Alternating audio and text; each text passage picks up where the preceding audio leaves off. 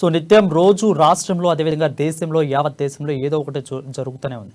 So ఈ రోజు ఏం జరుగుతుందో మనం చూద్దాము. మా పొలిటికల్ హెడ్ క్వార్టర్స్ నుంచి మా ప్రతినిధులు అయితే సిద్ధంగా ఉన్నారు హాట్ టాపిక్స్ గురించి మాట్లాడటానికి. సో మొదటిగా చూసుకున్నట్లయితే జూలై 2న ఖమ్మం జిల్లాలో తెలంగాణ జనగర్జన సభ అనేది నిర్వహిస్తున్నారు. సో ఈ తెలంగాణ జనగర్జన సభకు బట్టి పాదయాత్ర ఎండింగ్ అవుతుంది. అదేవిధంగా పొంగులేటి శ్రీనివాస్ రెడ్డి జాయిన్ అవుతున్నారు. సో ఈ సందర్భంగా రాహుల్ గాంధీ చీఫ్ గెస్ట్ గా రానున్నారు. ఓవరాల్ ఈ సభకి దాదాపు 3 లక్షల జన సమీకరణకి ఏర్పాటు చేస్తున్నట్లు తెలుస్తుంది. ఏర్పాట్లను రేవంత్ రెడ్డి పరిశీలించడానికి వెళ్ళినట్లు తెలుస్తుంది. ఈ మీద పూర్తి అప్డేట్స్ తెలపడానికి మా ప్రతినిధి ప్రవీణ్ సిద్ధంగా ఉన్నారు. ప్రవీణ్, చెప్పండి, అసలు రేవంత్ రెడ్డి వెళ్ళారు, పరిశీలిస్తున్నారు, ఖచ్చితంగా సక్సెస్ అయిద్ది అనుకోవచ్చా?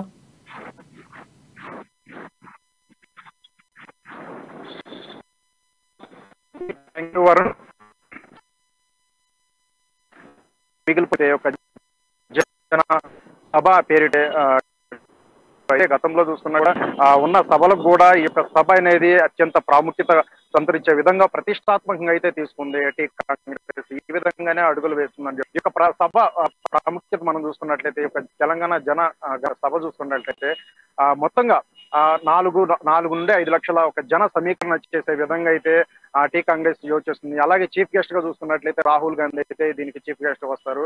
దీనికి సంబంధించి పూర్తి కార్యక్రమాలు కార్యాచరణ విధంగా ఏ విధంగా చేయాలంటూ అని చీఫ్ రేవంత్ రెడ్డి ఈ రోజు అయితే ఉదయం అయితే బయలుదేరారు ఖమ్మం. అలాగే అక్కడ వ్యవహారాల ఇన్ఛార్జి అయినటువంటి మాణిక్రావు ఠాక్రే, అలాగే వర్కింగ్ ప్రెసిడెంట్ అందరూ కూడా ఈ యొక్క సమావేశంలో పాల్గొనున్నారు. ముఖ్యంగా ప్రధానంగా చూసుకున్నట్లయితే ఈ యొక్క 2న జరిగే యొక్క సభలో ఏ విధంగా కార్యాచరణ ఏ విధంగా చేయాలి, అలాగే వచ్చే ఎవరైతే ఉన్నారో అందరికి కూడా ఏ విధంగా భోజన సదుపాయాలు కావచ్చు, అలాగే ప్రధానంగా మంచినీళ్లు, మజ్జిగ ప్యాకెట్లు ఈ విధంగా ఏ విధంగా సదుపాయాలు చేయాలంటూ ప్రధానంగా కేంద్రీకరించారు. వీటిపై కూడా ఈ రోజు సమావేశంలో మాట్లాడనున్నారు. అలాగే చీఫ్ గెస్ట్ గా వస్తున్న ఒక రాహుల్ గాంధీ చూసుకున్నట్లయితే ఆ రోజు సిఎపి నేత బట్టి విక్రమార్క యొక్క పాదయాత్ర కూడా ముగింపు రోజు.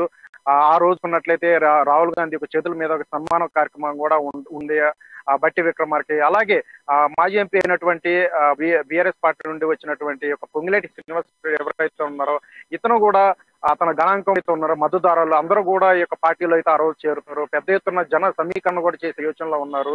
గతంలో చూసుకున్నట్లయితే బీఆర్ఎస్ పార్టీ ఒక ఆవిర్భావ ఏదైతే జరిగిందో సభ, ఈ యొక్క సభకు కూడా మించి ఈ యొక్క సభ తెలంగాణ జన గర్జన సభ అనేది అత్యంత ప్రాముఖ్యత సంపాదించుకుంటుంది. ఆ విధంగానే జన సమీకరణ చేసే యోచనలో ఉంది. ఇప్పటికే బీఆర్ఎస్ నేతలు కూడా సవాల్ విసిరినట్టు కూడా తెలుస్తుంది. ఈ నేపథ్యంలోనే కేంద్రీకరించిన యొక్క సభపై ఇటు పొంగిలేటి కావచ్చు, అలాగే బట్టి విక్రమార్కుడు కావచ్చు, సో ఇద్దరు కూడా ఈ యొక్క 2 కార్యక్రమాలు కూడా ఈ యొక్క సభలో ఉండడం నేపథ్యంలో చూసుకున్నట్లయితే అత్యంత ప్రాముఖ్యత సంతరించుకుందని కూడా చెప్పొచ్చు. అందుకే అత్యంత క్రియాశీలకంగా అత్యంత దీన్నైతే టీ కాంగ్రెస్ అయితే ఫోకస్ పెట్టింది. ఆ విధంగానే ఈ యొక్క సభ అయితే ఉండనుంది. మొత్తంగా చూసుకున్నట్లయితే 100 ఎకరాల్లో అయితే ఈ యొక్క సభ, అలాగే 50 నుండి 60-70 ఎకరాల్లో చూసుకున్నట్లయితే పార్కింగ్ కూడా ఏర్పాటు చేసినట్లు కూడా తెలుస్తుంది. దానికి సంబంధించి ఇప్పటికే కొన్ని ఏర్పాట్లు అయితే పూర్తి స్థాయిలో కూడా ఏర్పాట్లు అనేవి పూర్తవుతున్నాయి.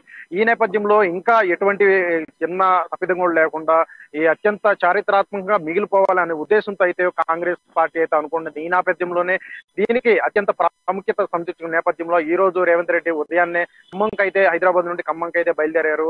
ఈ రోజు చూసుకున్నట్లయితే మధ్యాహ్నం ఒక సమావేశం అవుతారు రేవంత్ రెడ్డి, అలాగే రాష్ట్ర వ్యవహారాల ఇన్ఛార్జి మాణిక్రావు ఠాక్రే, అలాగే టీపీసీసీ వర్కింగ్ ప్రెసిడెంట్స్ కావచ్చు, ఉపాధ్యక్షులు కావచ్చు, మండల పిసిసి అధ్యక్షులు కావచ్చు, వీళ్ళందరూ ఒక సమక్షంలో వీళ్ళందరూ ఒక సమావేశం అవుతారు. ఈ యొక్క 2న జరిగే ఒక సభలో ఎటువంటి కార్యాచరణ ఉండాలి అంటూ కూడా ప్రధానంగా ఈ యొక్క సమావేశం అయితే సుదీర్ఘంగా అయితే చర్చించనున్నారు మధ్యాహ్నం.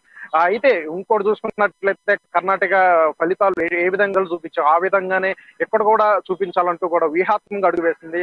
ఈ యొక్క వేదికగానే చూసుకున్నట్లయితే జూలై 2న జరగబోయే యొక్క జన గర్జన సభ వేదికగానే సమర శంఖం రావడం అయితే పూరించనున్నారు. అయితే ఎన్నికలకు సన్నద్ధం ఉన్నారు. 120 రోజుల పాటు కూడా పూర్తిగా ప్రజాక్షేత్రంలో ఉండే విధంగా కూడా ఉండాలని కూడా అక్కడ అధిష్టానం అయితే మొన్న స్ట్రాటజీ యొక్క మీటింగ్ లో కూడా స్పష్టం చేసింది. ఆ విధంగానే ఈ యొక్క దానికి సంబంధించి కూడా కీలక ప్రకటన కూడా రాహుల్ గాంధీ యొక్క చేతుల మీద అయితే కీలక ప్రకటనలు కూడా చేయించడం ఉంది టీ కాంగ్రెస్. ఆ విధంగానే అన్ని విధాల అన్ని కోణాల్లో కూడా రేపు జరగబోయే ఒక సభ ఏదైతే ఉందో దీనికి అత్యంత ప్రాముఖ్యత సంపాదించుకుందనే చెప్పవచ్చు. ప్రతిష్టాత్మకంగా తీసుకుంది అస్సాం పార్టీ యొక్క సభనైతే. చరిత్రలో కూడా ఎన్నడూ విరిగిన ఎరుగిన రీతిలో అయితే ఈ సభ అయితే చరిత్రలో మిగిలిపోవంటూ కూడా కాంగ్రెస్ అయితే యోచిస్తుంది. ఆ విధంగానే అత్యంత క్రియాశీలక తీసుకున్న యొక్క సభనైతే పూర్తి స్థాయిలో కూడా పర్యవేక్షించడానికి ఏ విధంగా పనులు సాగాయి ఇంతవరకు కూడా. రేపు అయితే డెడ్ లైన్ రేపు ఒక్కరోజే ఉంది. రేపటిలోపు అన్ని పనులు కూడా పూర్తి చేయాలి. ఆ విధంగానే ఆయా నియోజకవర్గాల నుంచి కూడా మనం చూసుకున్నట్లయితే కేటీఆర్ మొన్న ఒక కీలక వ్యాఖ్యలు చేశారు. పొంగులేటి మేము సస్పెండ్ చేసిన వ్యక్తే, జూపల్లి మేము సస్పెండ్ చేసిన వ్యక్తి, ఈటల మేము సస్పెండ్ చేసిన వ్యక్తి, వీళ్ళందరూ కలిసి వేరే పార్టీలోకి వెళ్తున్నారంటే ఆ పార్టీ ఎలాంటిదో మనం అర్థం చేసుకోవచ్చు అని అంటే ఒక రకమైన జగుస్పాసం వచ్చే లాంటి కీలక వ్యాఖ్యలు చేశారు. ఓ పక్క చూసుకుంటే రేవంత్ రెడ్డి ఆపరేషన్ ఆకర్ష్ కానీ గర్వాపసి కానీ ఎంతో ప్రాధాన్యత సంతరించుకున్న క్రమంలో ఇలాంటి వ్యాఖ్యలు చేయడం వల్ల ప్రజలు అదేవిధంగా కార్యకర్తల మీద ఎలాంటి ప్రభావం పడే అవకాశం ఉంది? రైట్ వారని ఇక్కడ చూసుకున్నట్లయితే తన అసెంబ్లీ సిట్టింగ్ ఎమ్మెల్యేలు ఎవరైతే ఉన్నారో బీఆర్ఎస్ పార్టీ నుండి దాదాపు 30 నుంచి 40 సిట్టింగ్ ఎమ్మెల్యేలు కూడా రేపటి రోజున తన చేపట్టిన సర్వే ఆధారంగా చూసుకున్నట్లయితే అదే సీఎం కేసీఆర్ సర్వే ఆధారంగా చూసుకున్నట్లయితే వాళ్ళు గెలిచే అవకాశాలు చాలా తక్కువ ఉన్నాయి. సో వారికి మాత్రం వేటు వేసే అవకాశం కూడా లేకపోలేదంటూ కూడా అక్కడ బీఆర్ఎస్ అంతర్గతంగా వినిపిస్తున్న మాట నేపథ్యంలో చూసుకున్నట్లయితే అటు నుంచి చాలా మంది కూడా ఇప్పటికే బీఆర్ఎస్ కావచ్చు అలాగే బీజేపీ నుంచి కూడా ఆపరేషన్ ఆకర్ష్ పేరు అయితే తెలంగాణ కాంగ్రెస్ పార్టీలో అయితే విస్తృతంగా అయితే భారీ అయితే చేరుకులు అయితే జరిగాయి.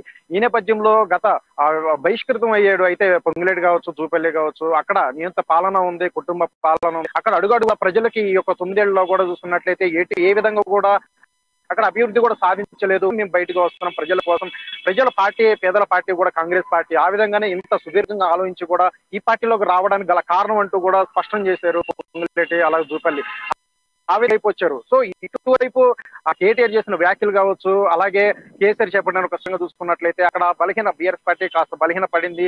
ఏవైతే కేసీఆర్ చేపట్టిన సర్వే ఉందో ఈ సర్వే కూడా ప్రజల్లో కూడా వెళ్ళిపోయింది. సో గెలిచే అవకాశాలు కూడా లేకపోలేదు. అలాగే కొత్తగా పెట్టిన అభ్యర్థులను కూడా తీసుకున్నట్లయితే అక్కడ కూడా గెలిచే అవకాశాలు ఎంతవరకు ఉన్నట్టు యోచనలో కూడా అక్కడ బీఆర్ఎస్ నేతలు అయితే పడ్డారు. ఆ విధంగా చూసుకున్నట్లయితే కాస్త ఆపరేషన్ ఆకర్ష్ చూసుకున్నట్లయితే ఇక్కడ రేవంత్ రెడ్డి చేపట్టిన